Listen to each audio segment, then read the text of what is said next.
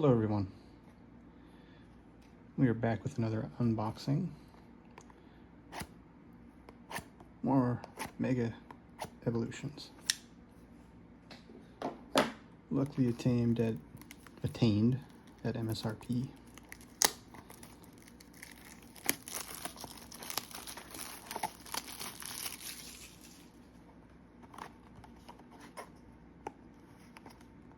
I've had nothing but bad luck lately, so hopefully we get a bit of a turnaround today.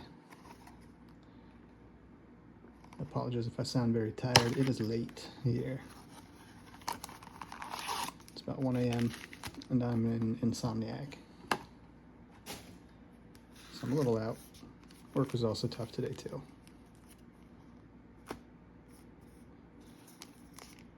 I am a dog trainer, and some days are rough, pun intended. And today was a rough day.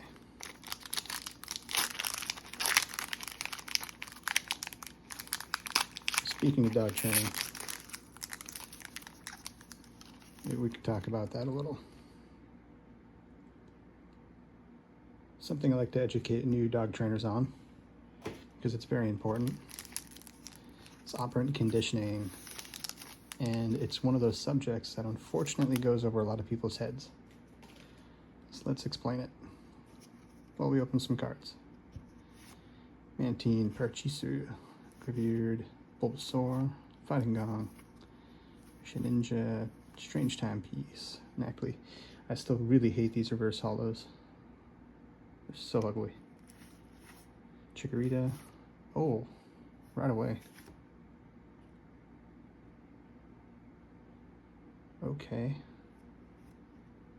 I like it. Mind bullets. I didn't even have any sleeves prepared. I gotta be honest, I thought I was gonna get destroyed on this one again. Yeah, let's talk a little bit about operant conditioning.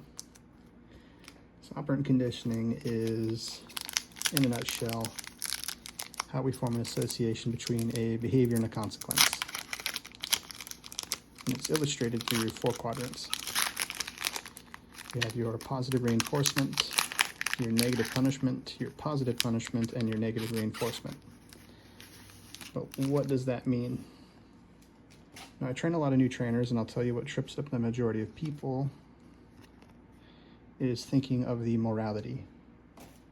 The quadrants have nothing to do with morality. Positive is either added, and negative is taken away.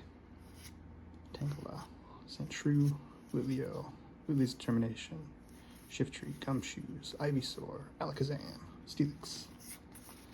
But positive and negative is just added or taken. It's not a good thing, it's not a bad thing.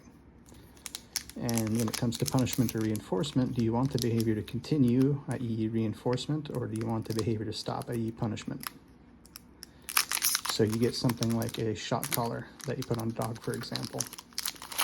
And if I ask you, if you're teaching a dog not to bark, you put a shock collar on them, what quadrants are you operating in? And most people tell you negative punishment, but that'd be incorrect. Because again, it's not good or bad. It's taken or added. It's a positive punishment. You want the behavior to stop, i.e. you want the dog to quit barking. And so you put something on the dog to stop the barking. You're adding something to stop. So it's a positive punishment. Now I typically, that's weird. I kind of messed the cards up earlier.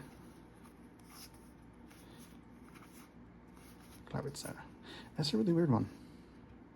I think I dropped the pack a little bit.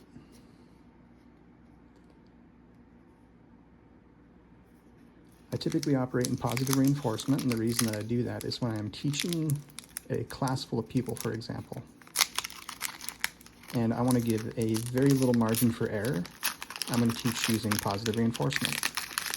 And that's because if they make a big mistake, which they're going to at some point, and humans make mistakes. And in making a mistake with positive reinforcement, you're not going to ruin your dog. When you make a mistake with positive punishment, there's a possibility that you'll ruin the dog. Because when you add things to punish behavior, unfortunately, a lot of people go too far. For example, if a dog jumps on me and I kick him in the head, it's extreme. And it's a positive punishment. But here's the thing. Pretty cool. Let's say that I do that to the wrong dog.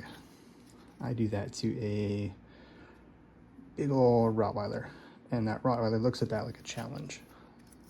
You're going to be forced into a corner of constantly fighting that dog for everything. And you might lose. If you don't have the constitution for it, you're going to lose. So don't go down that alley. Instead, if you want to punish a behavior with a dog, use a negative punishment. It means you're going to take something away to punish a behavior. Sounds bad, again, double negative, but again, it's not good or bad. If I give a dog a timeout, and I grab them by the collar and I drag them into a different room, that's a positive punishment. And think about the outcome there. I'm doing that to the wrong dog, and that dog turns around and bites me in the arm because that dog has been pushed into a fight, and I'm forced to fight back. And I don't want to fight with that dog. And so what I would do instead, of course, is I would walk away. It's a negative punishment. That doesn't invite a fight. It makes the dog upset.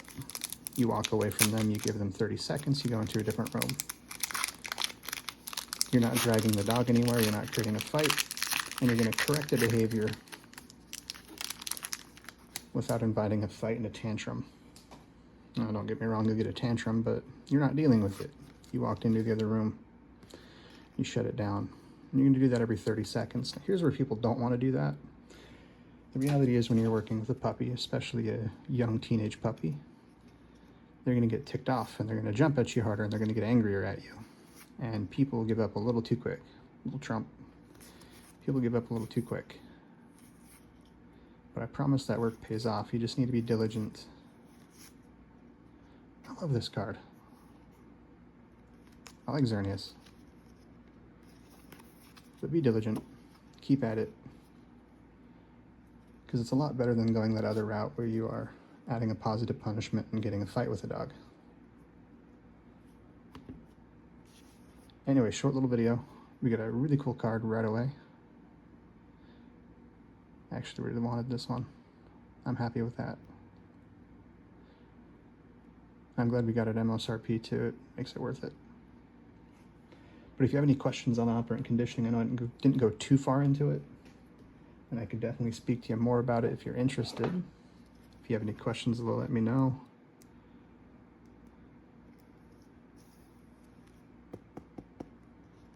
If you have any specific behaviors you want to work on with your dog, anything that might be driving you crazy with a young puppy, or if you want to talk Pokemon, of course, let me know. Thank you all for watching. You have a great evening. Try to get some sleep.